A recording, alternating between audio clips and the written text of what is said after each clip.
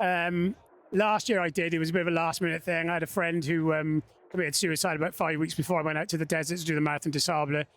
So I hastily raised money, but more awareness, really. A lot of awareness for men's mental health charities. Super important. Many men watching or listening to this, talk. That's my advice.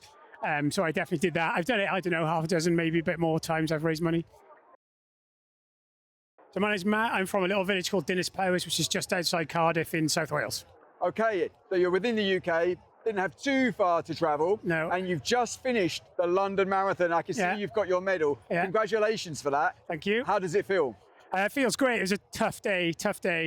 I've been a bit ropey in the week, so this is my 50th marathon. London was my first as well, so a bit of an occasion. But I was really unlucky. I got food poisoning on Wednesday. So I was really rough for 2 days. I didn't start eating until yesterday. Did a bagel porridge this morning. So I was running on empty, really. So I was hoping for 4 hours today, but I had to recalibrate. It was never going to happen. That is incredibly bad luck, but also incredibly inspiring that you still found the willpower and energy to finish. Was there even a chance during the week where you thought you might have to cancel? Thursday, yeah. So Thursday, I never take a day off work, so I had to take a day off work. I'll spare you the detail, but I wasn't very comfortable all day. At the end of Thursday, I thought this is touch and go. We travelled up Friday, so I thought let's get up there and just see what happens. And in my mind, I just thought, well, I'm not going to get 4 hours, just recalibrate. If you have to walk around. I'd raised a lot of money for Marie Curie, so there was a lot on that as well. So I wanted to make sure that I got to that finish line one way or another. I'd have walked it if I had to. Well, if people are watching this video and they want to donate still after the marathon, is there somewhere they can go to donate? Yeah, sure. So my name's Matthew Wintle, and I've got a Just Giving page. So if you Google that, you'll find me. And if you Google Matt Wintle, Marie Curie, you'll find me on there. Cool. So even though it was a very tough day today for obvious reasons, you just mentioned you ran 50 marathons. Yeah. Did that experience help you today? Oh, hugely, yeah. So I think I'm sort of pretty rehearsed on how I feel. So I got to halfway and knew that I'm going to have to back off. Otherwise, I was going to be in trouble. So I did the Marathon des Sables last year. And you do a long day on that. Mine was like 85K. So you need to pull out a lot of strategy on that day. So yeah, that massively helped me today, yeah. Amazing. And I think I'm a typical person where I think it was my first and maybe second marathon I did. I also raised charity.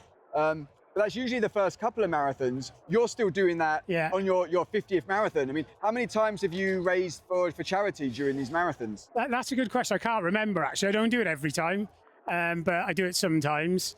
Last year I did. It was a bit of a last minute thing. I had a friend who committed suicide about 5 weeks before I went out to the desert to do the Marathon des Sables. So I hastily raised money, but more awareness, really. A lot of awareness for men's mental health charities. Super important. Many men watching or listening to this, talk. That's my advice. So I definitely did that. I've done it, I don't know, half a dozen, maybe a bit more times I've raised money. Yeah, and as a man in my mid-40s as well, I've been touched by that. So I think that's an amazing thing that you did after that tragedy last year. Thank you. Would you say running can also be, let's say, something that helps people who are going through mental health? Oh, hugely. So people call me a bit mad because I'm running all the time. And the first time I always say is, this is my mental release. This is my mental release. And, we're all busy, right? I got two kids who I love dearly, and my wife and my busy job. And, just to be able to get out there, have a bit of headspace, have a bit of reflection time is massive. So it helps me a lot, yeah.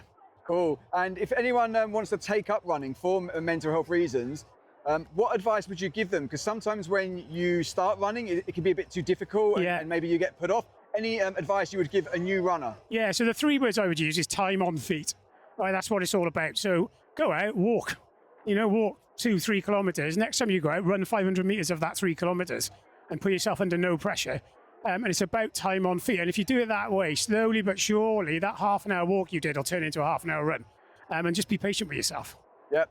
And would you say your stomach has recovered now, so you can actually go and celebrate properly and eat something really nice? No. No, still not. I doubt it. I'm going to have a go. I'm going to order some nice food and see how I get on. But no, I've still got a bit of cramps, so that's probably a bit of a risk. Okay, well, I wish you the fastest recovery, both for the food poisoning, which came at a bad time, but also your legs from the race. Yeah. And like I said, I just think it's so inspiring that you were still able to finish the marathon when you had food poisoning just a few days ago. Thank you. So congratulations. Thanks so much. Thank you for talking to your team. No worries. Cheers, mate.